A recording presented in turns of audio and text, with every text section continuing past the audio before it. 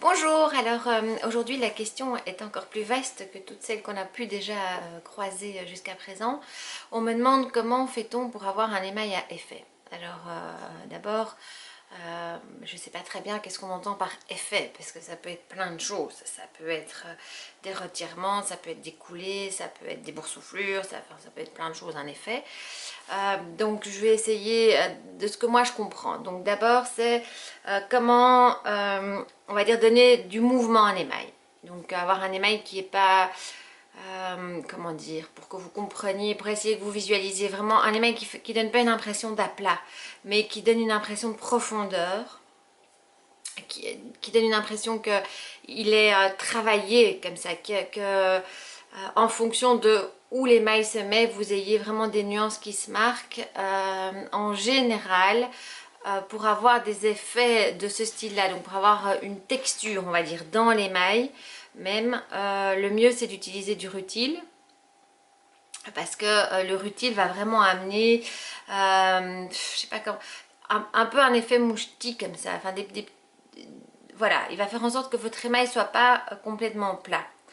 Après, si vous voulez d'autres effets, style des gouttes d'huile, style des effets de taches, des effets, voilà, la meilleure chose c'est de travailler en superposant les émaux.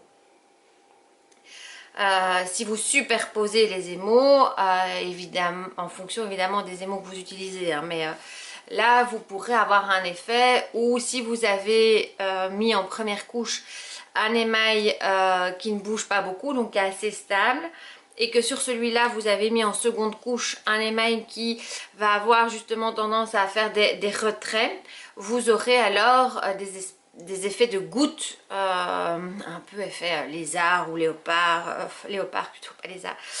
Vous voyez ce que je veux dire, ces espèces de poids. Vous aurez des effets de coulée, des effets de mouvement, où en fait on aura l'émail supérieur qui en fait se sera rétracté, laissant apparaître l'émail en dessous.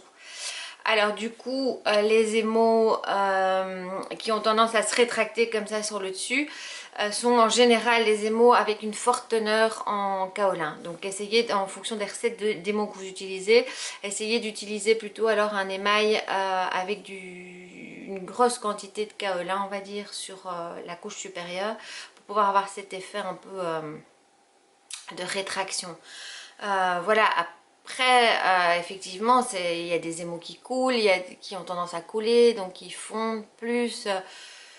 Après, tout ça, c'est en fonction de ce que vous voulez avoir comme résultat. Donc, c'est difficile.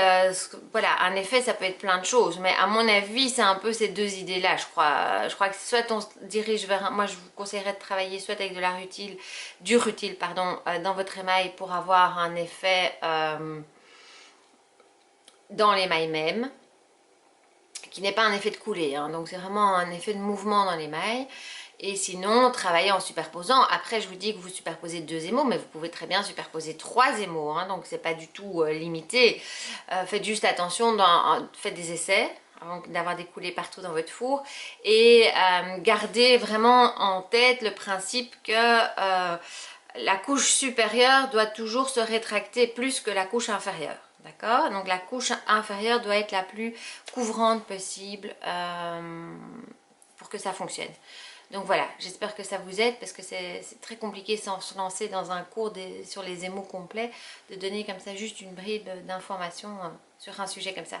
Donc voilà, j'espère que vous allez bien et à demain!